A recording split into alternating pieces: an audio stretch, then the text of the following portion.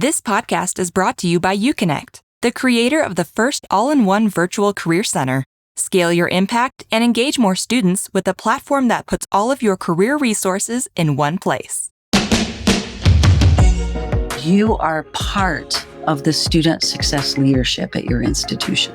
And it is critical for you to have the full student success strategy in mind when you go forward and represent with any of these cabinet members. Sometimes I will meet folks who come from, let's say, the Teaching and Learning Center or from the Student Advising Center or from a career leader. And they're coming into the conversation almost at their own unit level. And I want to strongly recommend that when you walk into any conversation, that you talk about the data related to student success. Here's why students stay at our institution. Here's the measures that we use. Here are the other 5 strategies that we're working on this year collectively together. And this work I am doing in career development or career curriculum development is a part of the solution to help make that work. Tie yourself into student success. Meredith, I just have to say, I don't think we're going to make it if we don't tie our work together.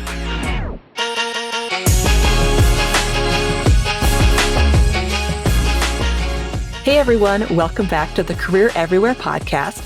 I'm your host, Meredith Metzger, and today I am joined by Joretta Nelson, Vice Chairman at Credo, which is now a part of the Carnegie family.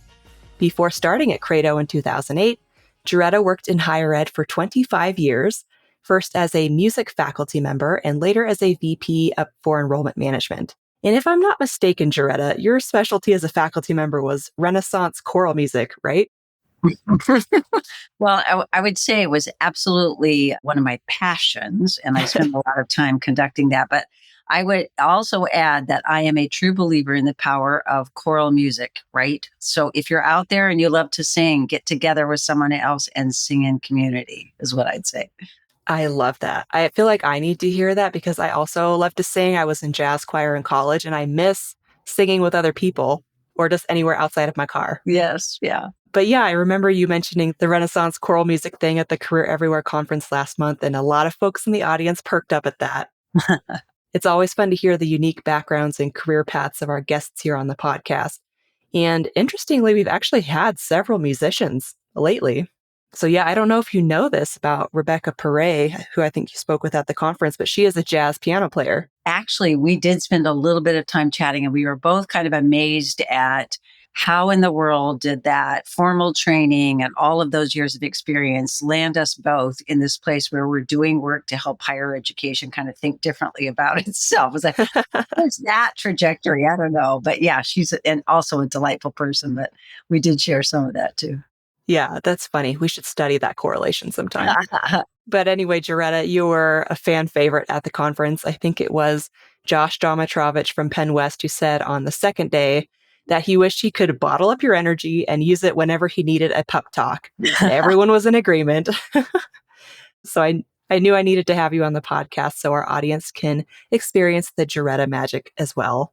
So welcome to the podcast, Joretta, and thank you for being here. Well, I think I said that day as well that I had found my tribe, right, when I was there, because the folks who were in attendance that day, and I think as well, Meredith, based on what you told me, the people who might be listening to this podcast, we just all see ourselves as deeply wanting to help students, be successful and get this value proposition really lived out. So I was able to be a part of the event itself. And by the time I got to the stage for that event, I thought, I want to stay and I just want to hang with these folks who are so dedicated. So I'm just delighted to be here today. Thanks for inviting me. Yeah, I am really glad to have you. And I am excited to talk to you today about how career services can align to institutional priorities and get in front of senior leaders. So this has been a bit of a Career Everywhere theme over the last few months here on the podcast, at the conference, and in the Career Everywhere digital community. We've talked with career services leaders, enrollment and admissions leaders, and even some senior leaders like President Rodney Rogers at Bowling Green was on a few months ago. And everyone agrees that career services needs a seat at the table. They need to be involved in institutional strategy and they need to be on the radar of cabinet level leaders. But, it can be hard to know where to start or specifically how to position career services as that strategic partner, and then how to tailor your communications depending on which senior leader you're talking to, what Mm. their priorities are, what their stressors are. So I am really excited to dig into this with you today, Joretta. I know you have a ton of great experience working with executive leaders in higher ed, and you just have a good pulse on what's most important to them. Mm. But before I get into my questions, is there anything else you would like to add about yourself, your background, or your role there at Credo? I do think maybe for our audience, it would help a little bit to know exactly how I got here. We were mentioning earlier, right, that both Rebecca and I had an interesting journey, but I have had the privilege of working at the faculty side. And I feel like that's an important vantage point. It gives me a perspective. It's kind of having almost like lived internationally, and you have a very Mm-hmm. different kind of perspective. So that is where I was always convinced that everyone who walked up to the admission table must really want to study Renaissance choral music. And of course, I learned pretty quickly that wasn't true. And I moved from the faculty seat into enrollment management, which is a story in and of itself, perhaps for a different day. But it certainly opened up my eyes to the art and science of recruiting. And quite frankly, I just was overwhelmed by that. I really didn't know. Now, in music, we have always, unlike athletics, we've always had to go out and find our students. And so I had some knowledge and awareness of that, but I didn't really know about the industry level nor about what institutions faced. And as I did that, I recognized I didn't really know much about higher ed. So after all my years of training as a musician, I went back, got a PhD in higher ed. And when I did that, I really did it to study the student success literature. I couldn't quite figure that out. I had my own experiences of teaching and my own experiences of trying to apply that. But I really didn't have the background that I needed to speak into what could the institution do to position itself to really help our students be more successful. So that gave me a chance to come to Credo and help found the work that we are doing in student success. We've been doing that for 30 years, but our work at Credo has always been around the institution's responsibility and structure, high impact practices and the research around those, including career development and our career ecosystem, as we like to call it. Those things really matter. But man, it's hard to get the institution to pay attention to that and Mm-hmm. to do that at this executive level. So it was really a joy to go back and kind of look at that, think about that, and serve in that way at the Credo level. And so I designed some programs, and some ways we think about working with presidents and cabinets and boards have helped us do that. In February of this year, after Credo had been around for 30 years, we were honored to become a part of the family of Carnegie. And what a perfect marriage it has been and will be going forward to serve our partners. It's our desire to be able to help a partner kind of find the solutions they need in every way, right? Data technology, but also in strategy related to the student experience. So it's been a great partnership thus far. And I find myself at this part of the journey saying, let's be champions, everybody, about student success, no matter your position around the table. So I think that's what we're going to talk about a little bit today. Yes, it is. We are going to continue with that table metaphor for sure. Yay. Yeah. So before I get into the more specific topic based questions, I do want to kick us off with a question I ask all of our guests here on the podcast. And that's, what does career everywhere mean to you? Well, I have to say, I had to ask myself that question before I came to the conference, right? And Right. Yeah. and as well to get to know you connect really well and to think about what's taking place in the field and in the industry as well. So, Meredith, I just got to say, when I think about it, embedded everywhere, just to be literal, I go back to what I learned about why students stay. And, that early research, and it's still lived out post COVID, is students stay when we meet their goals, right? When promises made or promises kept. And continuously, we're just seeing day to day that students are saying, my number one reason to go is fill in the blank. It's some direct connection to what I want to do as soon as I finish. And while that's always existed to some degree, now it has this very literal translation to it. Yeah. And it starts so much earlier. It just seems like if I, as a student, what we're learning is if I don't see it soon, then the value doesn't seem apparent to me or to my family of support or to my experience. And I question the value of the experience itself. So there's both a literal definition of what it means to have career support, and it's how long I'm willing to wait on that and the proof I want to see. So knowing that, then I think we have to move away from thinking about the work we do in career from something that's added into the student experience to really designed through the student experience.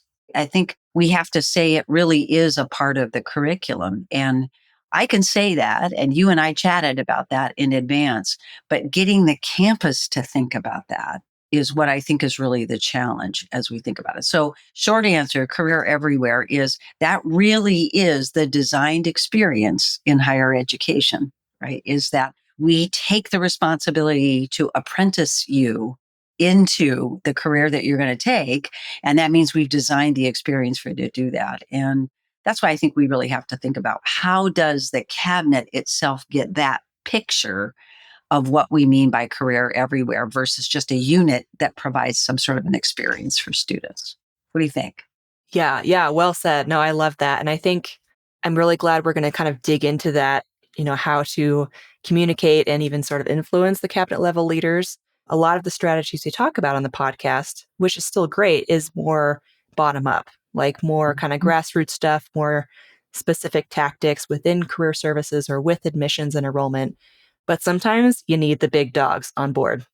Yep. You need the cabinet level leaders. So, again, I'm really excited to dig into that topic with you today about how career leaders can really align to those institutional priorities and get in front of those senior leaders. Mm, And going back to our table metaphor earlier, I think what would be helpful for the audience is to just go around this metaphorical leadership table. Who are the cabinet level leaders sitting there?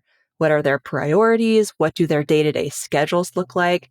What's keeping them up at night? mm. And then, once we've learned more about these folks, we can kind of dig into how career leaders can use that context to best partner with them and just kind of go in with a little more empathy and understanding. That topic came up when I was at the conference, right? The idea of how do you position yourself as a leader in development career ecosystem? How do you position yourself as an institutional leader versus as a unit defender or Yeah. advocate? And I feel that way about many of our high impact practices across the board, right? So sometimes I'll run into people who are talking about, well, gosh, we have living learning communities and that's vital to the student experience. And I think, yes, that is. But you've got to, in order to make this an institutional priority, you got to get institutional perspective. And so my word today is how do you get yourself thinking about what the institution is navigating and what each of those people are navigating? And then how can you be politically sort of savvy in Yeah. helping each of those leaders solve for their own problems, which, by the way, is the problem of the value proposition for the student, right? And the outcomes of the experience. But they come at it from kind of a different responsibility. So who's at the table? Tables are different and sometimes titles, depending on the kind of institution. We might have a president versus a chancellor or vice versa. But, we're always talking about our president. Then we're going to be talking about a chief academic officer of some sort, the CAO, a chief student affairs kind of individual, or we're even seeing some titles in that work now being called chief student experience or chief Hmm. student success. It's kind of emerging. And then the chief enrollment officer, and I think my colleague Jonathan Weiner from Carnegie will be part of a podcast, right? That you Yep. have heard or will hear, and he speaks to that role as well. And then I think another one for us to consider today is the advancement officer, the person who's got those responsibilities for the fundraising and the fundraising of the institution. I do want to say, Meredith, there are often other people at the table on a regular basis, and they play a really big role. So we could talk about those as sort of a second wave when you think about institutional effectiveness, which I think could be a really great partner. And I also think about the CFO, as one of the partners that our colleagues who are listening today could think about. But I think you and I were thinking about really president, chief academic officer, chief student affairs officer, maybe that advancement person today as well. Yes, for sure. And I'm glad you mentioned Jonathan. By the time this episode comes out, he will have been the prior episode. Oh, So for folks who are looking for like a really in-depth conversation on working with that chief enrollment officer, I encourage you to go check out Jonathan's episode. Awesome. He was very generous. He let me really get in his head. I was like, Jonathan, what kept you up at night when you were head of enrollment? And he got very vulnerable, and I appreciated that. I love that. I'm going to talk about that. If I get to talk a little bit about what keeps me awake at night, it's leaders being vulnerable. So I'm loving that Jonathan modeled that for you too. So. Yes, he did. Okay, Joretta. So we're at our table. Let's start at the top with the president. I think generally we all know that they lead the university, but on a day-to-day basis, what does that look like? And what should career leaders know about what a president is often dealing with? Yeah, I just want you to put your empathy hats on right now, everyone. Just truly, I'm going to say this about everyone at the table, but particularly about the president and the chief academic officer. These positions are open right now and really hard to fill. And we all know they're taking a lot of hits, right, in the industry and the field right now. So first of all, just be considerate that the individuals who have agreed to take these leadership roles need all of our support. So I just say that with great deal of respect for them. But the president comes into a meeting maybe with you as a career leader, and I do want you to know that they've likely already been in front of the Chamber of Commerce or some version of that, some local or regional kind of representation. They have absolutely been on a call late night or early morning with the board chair. We find more and more that board chairs and presidents are in almost daily contact these days because of all the things they're facing. So remember, you all, I'm going to say this a couple times, the board is the boss of the president. So we always think about our presidents as really the ultimate end. And when you think about that president, remember he or she is looking to please, right? And is hired by and has to please the board as well. So they've done that. Most assuredly, they've talked about something related to finance on a daily basis. So that's either the CFO sending the numbers, that's a question about the numbers, there's something involved in the financial side of things. They've had some kind of interaction on a daily basis these days with a parent. Really? Oh, yeah. Even at some of our biggest institutions, the kinds of issues that we're facing are getting themselves all the way to the table. That could be something that's in the paper or on TikTok or a phone call, et cetera. But our presidents and chancellors are seeing how families are responding to what's taking place with students on a regular basis. So again, I'm going to say all of that can be back to back to back to back, right?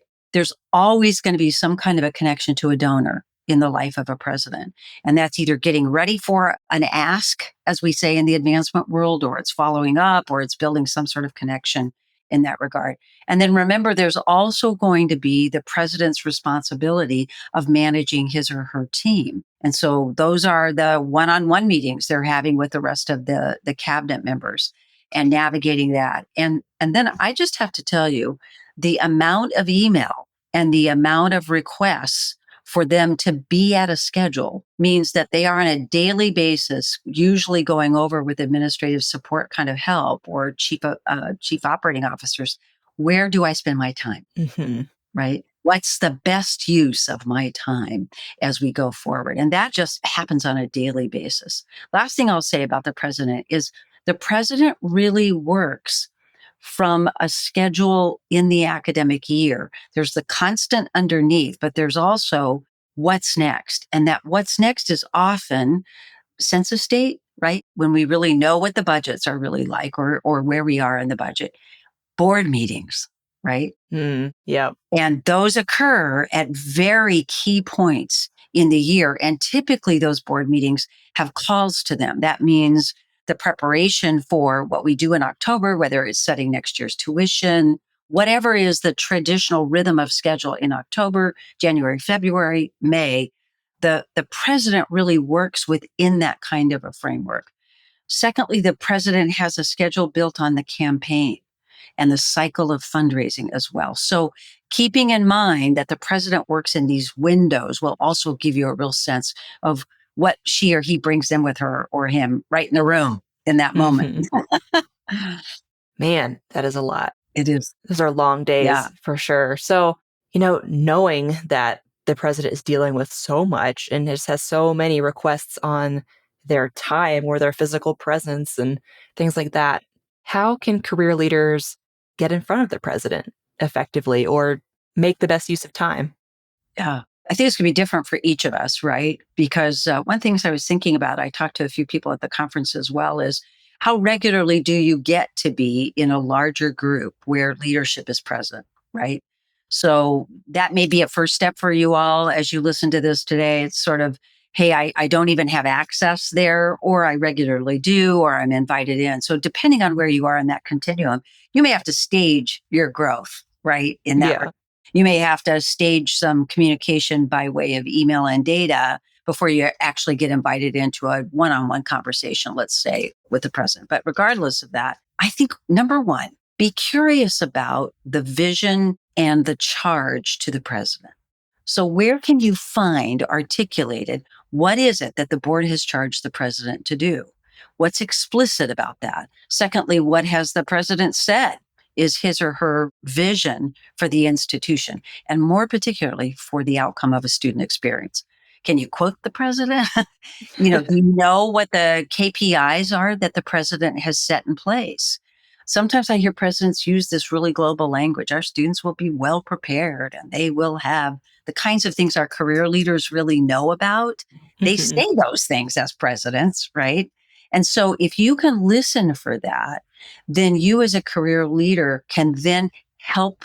This is my word to you about all of your cabinet members, help them be successful. So if what the president has been charged to do is increase the value proposition of the student experience, then how do you help the president interpret that in placement rates, in the kinds of experiences that you're bringing to the table so that the president can be successful in that regard? Does that make sense? Mhm. Yeah. Yeah, it's like as I'm sure folks listening to this already know, like, you don't wanna just go into this meeting with guns a-blazing, making a big ask. It's here's how I can help you, and not, "This is what I need from you," kinda thing. So good. Yeah. Number one, that's going to be true with everyone, you all, right? Yeah. You want a partnership with some of the most difficult divisions on the campus. You got to go in with, how can I help you be successful? Right. So that's just leadership 101. That's your next level leadership kind of work. With the president, I'll tell you one of the things that happens to presidents is they get a lot of data on a regular basis and they don't have time to pull out the top three things they should know.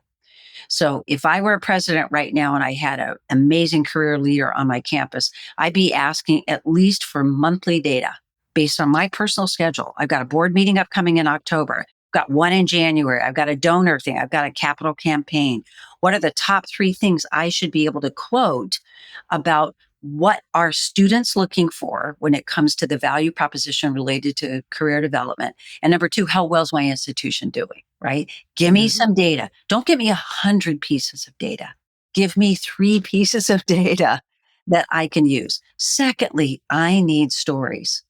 I don't know if you hear this, but I hear this. I'm not just talking about marketing and branding. I hear presidents on a regular basis say, I need a rotation of real time stories that I can use in my back pocket for every conversation. I just told you about the schedule the president has: donor, chamber of commerce, faculty or family who are unhappy, whatever it might be. What are the ways Mhm. that I can say, well, I know that Meredith Metzger is a fantastic recent grad, and she has just recently told us that her preparation at XY University has been the best preparation she's ever had. And that quote is on our website right now. Be sure you go for it, right? So I need some data and I need some quotes and stories that I can use. If you could be regularly providing that for me, then when you meet with me as a president, I'm going to be ready to say more to you about how you can help me. Mhm. And then you can ask me how to help you. Yeah, yeah, exactly. But Great. you gotta start with offering value. That's right. Yeah, that's some great advice. Also, your comment about, like, student stories and, on the marketing website or whatever, it's making me flash back to when I was a senior and I was part of an advancement campaign at the University of Idaho, which is my alma mater. It was like a fundraising thing for the College of Letters, Arts, and Social Sciences, because I was a journalism major. Yeah. Yeah. And a photographer came into the newsroom where I was interning, and it was a very dark and kind of dingy space. So trying to make it look nice. But it was fun for me as a student to kind of share my story. Yeah. Oh my goodness. We'll get into the advancement question here in a Yeah. second, partnership in that. But I mean, I just have to tell you all, with all that we have in artificial intelligence is taking place, right? The human side of the impact of our work, finding ways to communicate that, equipping people to tell those stories is going to be more important than it ever was before. It needs to be balanced with data, but we need a human story that helps explicate that on an ongoing basis so we can bring the value proposition to you need to come here to become more human so you are a better employee going forward, right? Hmm. And that's part of what we offer as well. And stories really help that. And presidents have to have stories. Yeah. And as we know, career services, they are the keeper of the data and the stories. And the stories. Yeah. Yeah. I mean, if I were going to start my own world, I heard a few of this a few folks talking about this, but having someone who is just full time telling the stories in my division or my department would be a big piece of that too. So yeah, that's the present. Okay. Love it. Hey, friend, if you're enjoying this podcast, I think you'd really like the Career Everywhere community. The Career Everywhere community is a digital space for career leaders like you to learn from each other, collaborate, and share best practices around your work. And the best part, it's totally free to join. Join over 1,000 other career leaders and sign up today at careereverywhere.com/community. Okay, let's move on to the chief academic officer, or sometimes I know that's called the provost. So, what are their responsibilities? What does their day to day look like? And what should career leaders know about them? Well, does anyone want to be a provost? I, I'll just tell you, pre-COVID, we would say, we're seeing some retirements in presidents and the data really point to that. But post-COVID, we have seen fewer provosts move into presidents, into that spot. And we've seen more vacancies in the provost role, which means that our deans and those who typically come from a staged up version, because I'll just say it is a very difficult role. And one of the things I want to be brave about today is to speak some truth. And I'm going to speak truth. And then maybe you should edit this out. I don't know. Say it anyway. Our industry is really breaking apart. It is really shifting. And our framework for the way we do our work, which is owned by faculty, is sort of the last to know and the last to respond and the slowest to respond. So being the leader of that work is really taxing on the provost. So the provost walks into a meeting with you, and I can just tell you that they have come from some governance kind of discussion where faculty are going to say, and I was one of them, we don't have what we need. We're being asked to do too much. And I could go on and on in this list, but we don't have enough time for that. The governance piece of how come we're not a part of the conversation? We're moving too fast. The administration fill in the gap, right? And all of the other kinds of things that are being elevated politically for us right now. The provost is going to walk into a meeting with you with all of that sitting right here, right? What are our faculty doing out there in relationship to what is taking place politically? That provost is also walking in saying, I know that I own the biggest piece of our cost at this institution, and it's personnel. Hmm. And it's personnel related to net tuition revenue. How much does it cost to deliver a program? I never thought as a provost when I walk in the door to meet with you as a career leader that I would have to know finance. I didn't know that. And now instead of being asked about, hey, Joretta, what is the power of Renaissance choral music? I am being asked, how in the world can we afford a one-to-one relationship in the arts? We can't afford it anymore, Joretta. So what are we going to do? I didn't know I would be leading that as a provost, right? So imagining for the provost, they have the financial issues, they have the governance issues. Okay. That's a major issue. Number three, I didn't know as a provost that I was going to have to be the inspiration and manager of new program market-worthy programmatic development and growth. I didn't know that. I didn't know I'd have to be an enrollment expert. I thought I was just going to get to enjoy my discipline, right? And share with that. So they've got so much on their minds. Now, I think that's a perfect place for the career leader. I think this is the perfect place for the career leader.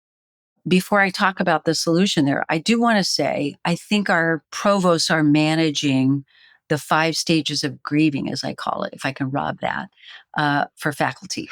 Because I think our faculty in the industry are in a bit of either the stage of denial, right?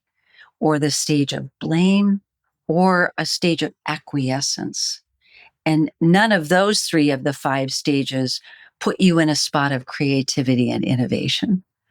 And so I feel for our provosts who come in often when I talk with them and just say, I can't find any hope out there. Hmm. It's very dismal in the faculty world as they see what's really happening. So being mindful that the provost is managing the frustrations, the finance, and also a bit of the industry's transformation in that moment can really, I think, set us up well. What can we do as career leaders in this environment? Well, we can really acknowledge that for the professions in the institution, there's a pretty clear pathway. So if you look at, hey, you're going into education, you're going to go into the healthcare fields, there's a pretty clear pathway in those professions and Hmm. those academic programs. This is what you do, and this is how you do it. Doesn't mean that our career leaders don't need to be involved. But you all you career leaders, we get into the arts and the humanities. And that's where we really need your help. We just need your help.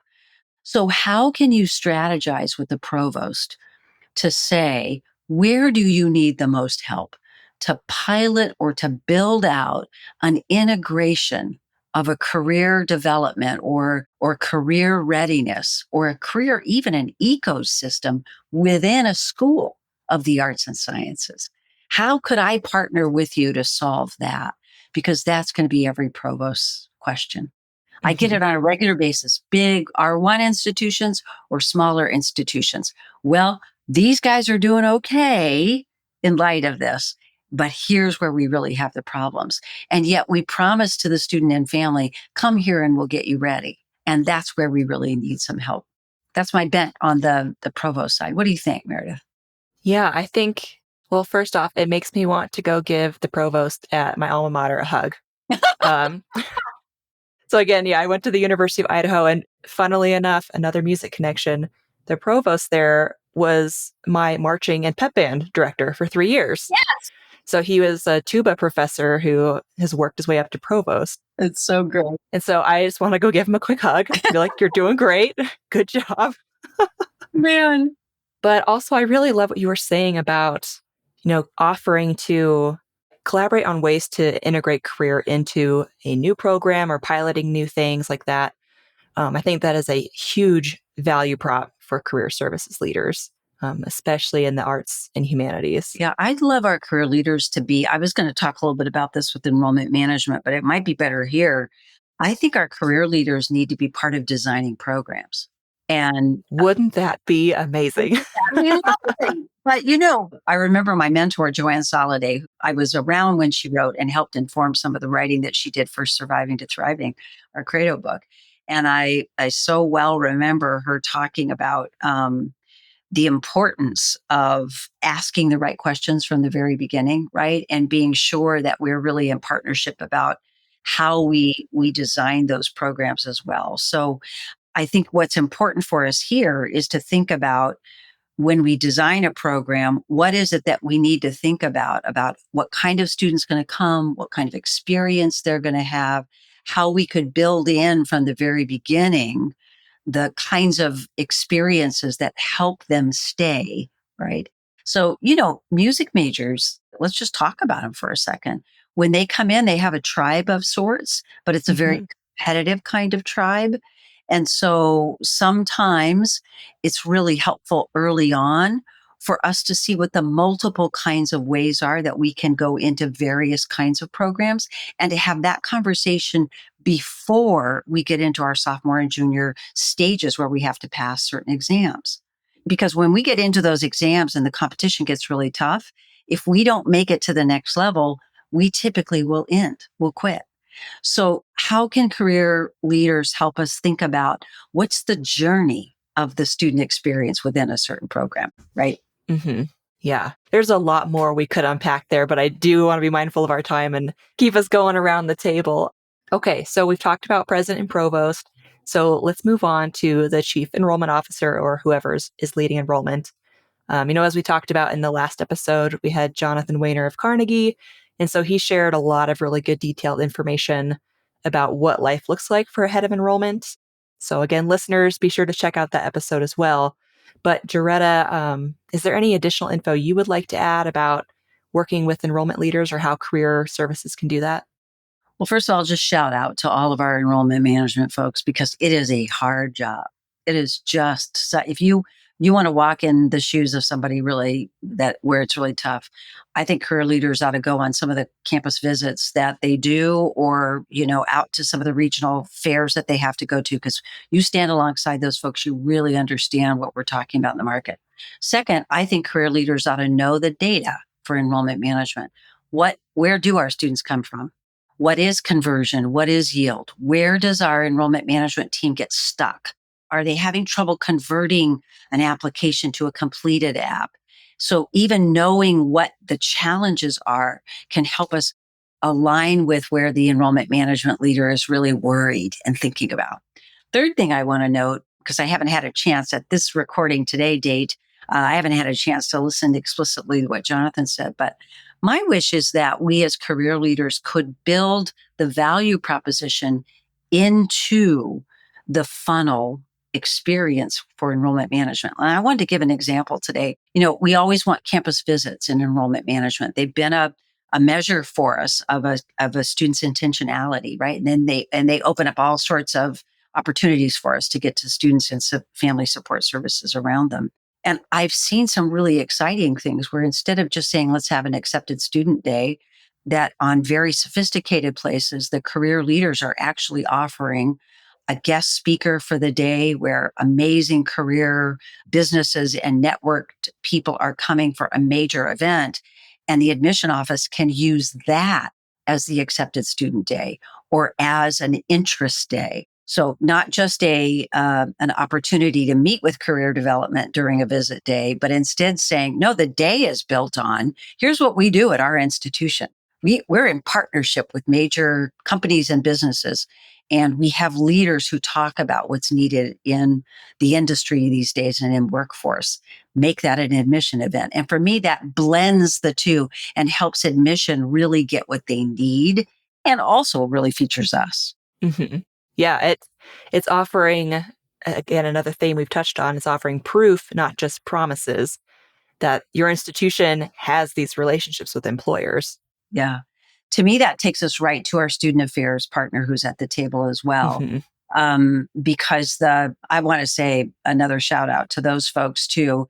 You probably know this, Meredith, that the post-COVID, the greatest departure of leadership in mass was within the student affairs division across the country. And that was true private, public, community college, four-year, et cetera. We just lost a wealth. I think it was 37% of the industry experts in student affairs left the field entirely, not moved Wow. to a different institution. They flat out left the field post-COVID. And so we've lost a lot of that wealth. Secondly, we are so focused now on mental health and issues related to mental health for our students, whether they're adults or young, first time in college. That's really weighing on our teams. The political strife that we're facing right now means that student affairs gets labeled with or has the burden of somehow holding all of that and managing all of that. At our bigger institutions, we're supposed to control all of the behavior of our students. And so I just look at our student affairs professionals and just think, how can we help them? So I want to say to our career leaders, student affairs at the bottom of the day, when they walk into the room, they want to be respected and partnered as part of the learning experience. They see themselves as a means of distinguishing the value proposition at the institution, not just about behavior and not just about fun or external engagement. They are experts in so many ways in how to help students learn and transform. So I was thinking, if we really want to partner well with them and help them solve their problems, how do we get more deeply engaged and embedded in their curriculum? Right? So their curriculum in student affairs is around the onboarding of the student. We might call that the first year experience. And in the second year experience and in all of their high impact practices, how do we move from being one high impact practice in their portfolio to the way they think about the first year, to the way they think about the second year in a more formal way?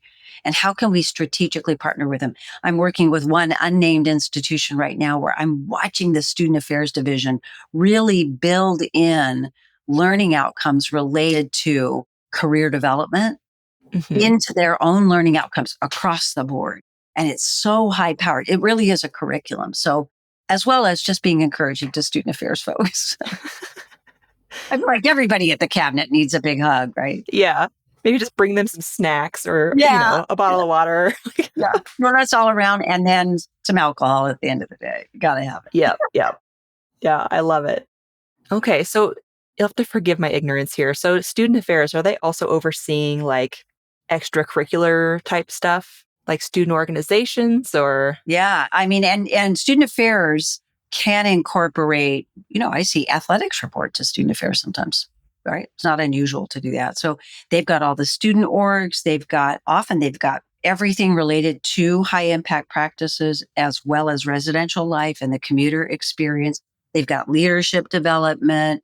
They have health and wellness, which is a huge, that's why I say that sometimes that's the sort of taking precedence in that regard as well. So you can see how helping them navigate the use of the student really learning what is it I'm called to do and where am I going and what's my opportunity could be really helpful. Yeah, absolutely. So they're kind of the, out of the classroom That's right. folks. Okay. All right. Well, let's close out our leadership table here with whoever is in charge of advancement. What are their priorities? What do their schedules look like? And again, what should career leaders know about them? Yeah. In my own personal experience, being on a cabinet, but also when I walk into cabinets, it is so interesting to me to see the VP for advancement or the chief advancement officer walk in the door because she or he dresses really differently than everybody else does. Isn't that a funny thing to say? You probably should have this Like podcast. they're dressed like snappier, like, Oh, yeah. Yeah. oh, I mean, yeah. this is the person who has to represent the institution on a regular basis. Yeah. Better look good. I'm not shaming anyone here or what do we say? Shading anybody, but throwing anyone some shade if they don't do that. But, you Hmm. should see them talking about an event they were at that evening before, getting ready for some sort of major event. They have this public face that they're Hmm. continuously sort of grooming, and they have a very unique relationship with the president.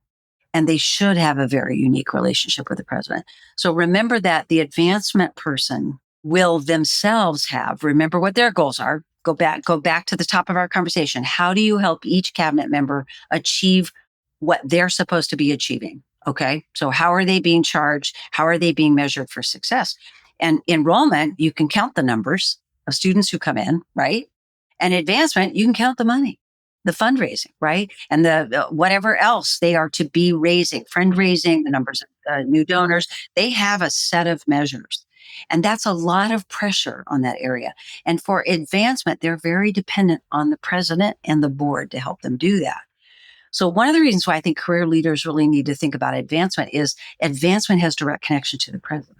So if you don't have access to the president, start with advancement because Okay. that's going to be a really good way to get into your president or to your chancellor, if that's at that title. So the person's walking in and they've had something external, they've had something internal. They know the numbers better than anyone else does. They know finance really well as well. So they've had some kind of meetings about where they are in finance, what the future goals look like, where they are. They meet regularly with the CFO side of things. So they're thinking always about those kinds of dollars. What I wanted to think about with our career leaders today is I think there's a lot of crossover. Don't you, Meredith? I think there's so much in this area in particular where I think our career leaders are often thinking about partnerships external to the institution, and advancement people are thinking about Mhm. partnerships as well. Is that fair to you think? Yeah. Yeah, absolutely. Yeah.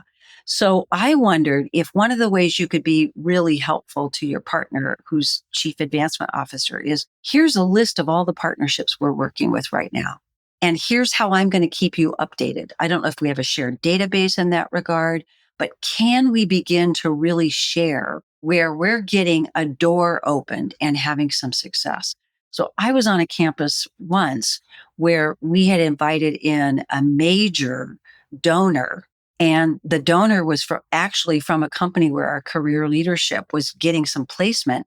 And we didn't know that the two were connected, right? Or had not been connected. So, we looked like we didn't know what we were talking about, is what I'm trying to say. Right. So how do we share the information and help each other be really successful about new doors that can be open? So that's related to these external partnerships. And how do we strategize on that? If we're going to build some new programs and career leadership wants to help set up some future networking, then how does advancement build into that their strategy as well, saying, is that future scholarship? Is that future donor material? Or how are we connected through the board in that regard? Remember, advancement, direct connection to the president, direct connection to the board.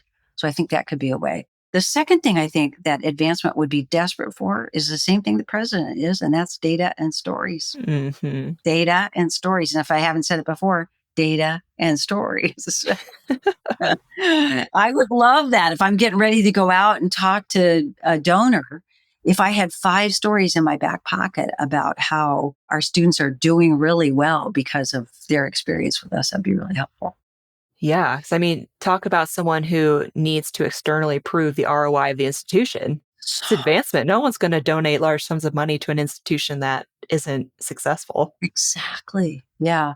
And this is where I'm going to go back to the numbers are really important with every donor, every single donor. I just want you to know that. So we have to consistently have the kind of data that makes sense to people. But human stories are really important to donors, Mhm. and they twist the heart, right? And they're really helpful to the advancement office. So do that. Yeah. That's what makes them sign the check is That the is it. human element. Yeah. Yeah. Okay. I have heard from a few career leaders in the past, like that sometimes advancement can be very protective of their relationships, which is understandable. Hmm. But knowing that, is there anything else career leaders should know if maybe the head of advancement is a little persnickety or just like really, really protective and doesn't want to share information as readily? So I would say my first thing, if I'm doing a strategic coaching or executive coaching or strategic advising with any rising leader, I will always say, be the one who leads with transparency. So if you've got someone who's holding their cards pretty close to them, in this case, maybe it's the advancement folks who don't want to open up all of their information, share yours. Absolutely Mhm. share yours. Here's our list of top areas where we're going for potential partnerships this year. And here's our really rising stars that have been really helpful to us. We placed a number of our students, or they've been in to interview a number of our students. I want to make sure, are there any things that you should give me a heads up on that you want me to be on the lookout for? Is there good information I can do on your behalf? Because I want us to look like a unified team, and leave it, right? And if you can build that kind of transparency, I'm not afraid as the career leader, I am not going to hold those tight. I'm going to give those away. Then you can build some partnership there. I love that. It's great advice, Joretta. And, on the note of great advice, you've already offered a ton in this conversation, but are there any other general tips or advice you would give to career services leaders who want to connect with those senior leaders, get a seat at that table, and then position themselves as a strategic partner? Well, have I said data? Data and stories. I had mentioned my colleague Joanne, who was a mentor of mine. One of the things she did tell me early on was, Joretta, as you go into a new vice president role or into some kind of role, the best thing you could do is a cup of coffee with key leaders, and just make that happen, an invitation.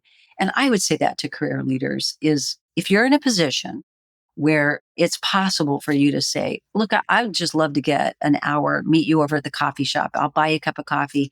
I just wanted to pick your brain about what you're seeing and listen to you about what your goals are this year. If you could get some one-on-one and some personal time, I strongly recommend it. It's the starting point, you all. And the more you can be seen as a partner who is institutionally minded, the better. Yeah, absolutely. You and Jonathan are very aligned in your answers on that. That was one of his suggestions for chief enrollment officers, too. He's like, figure out a way to meet with them regularly. And that can start with, hey, can I buy you some coffee? That's it. Yeah. I love that. Okay. Well, Joretta, is there anything else you would like to add before I start closing us out?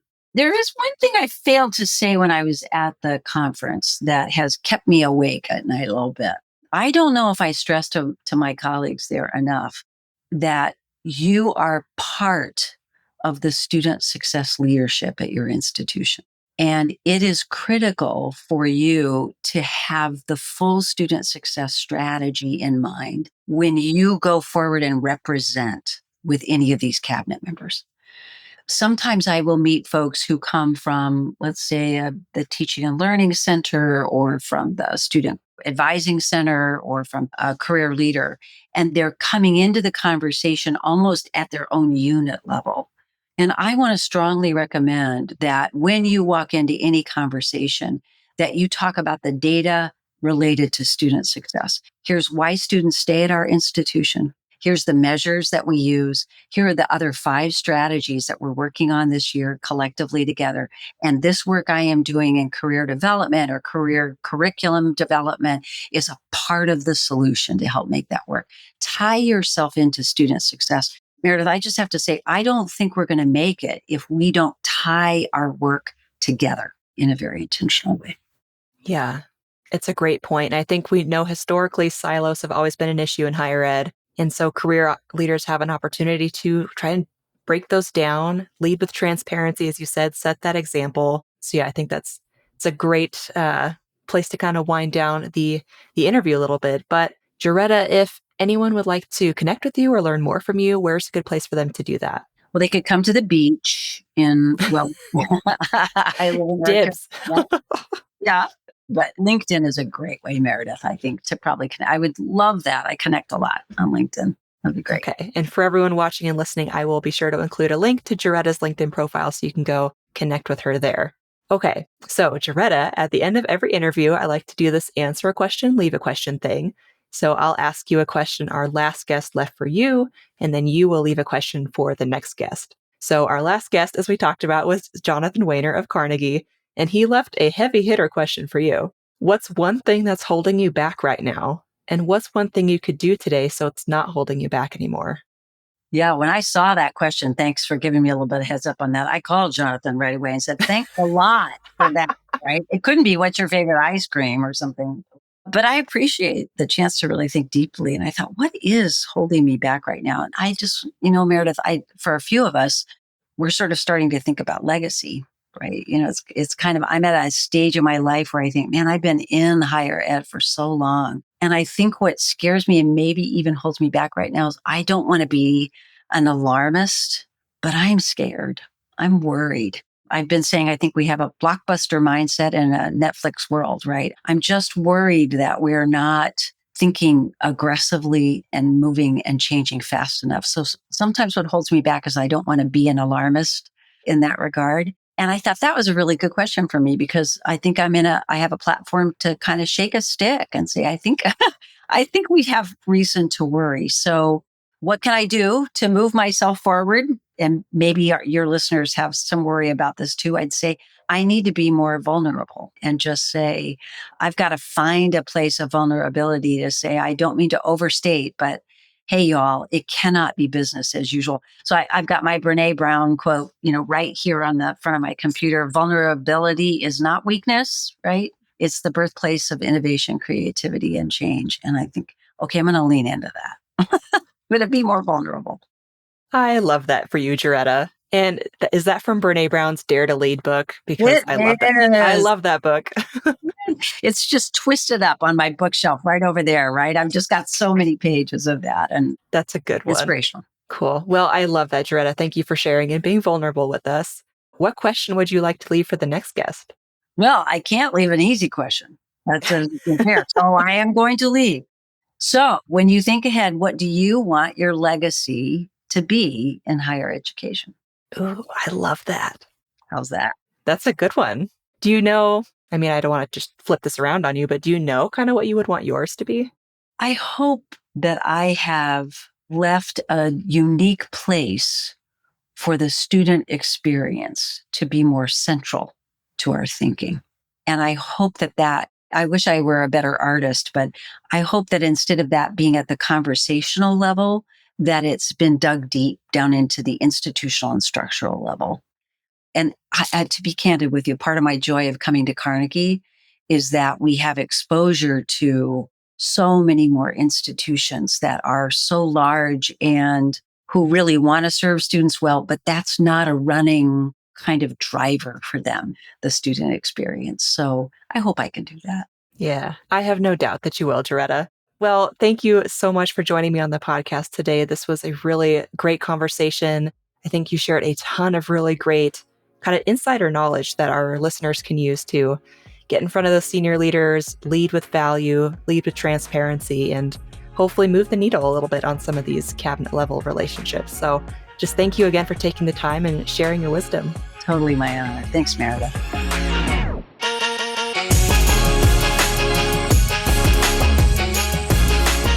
That's all for this episode of Career Everywhere. Thanks so much for listening. If you enjoyed it, please be sure to hit subscribe and rate and review us wherever you get your podcasts. We'll see you next time.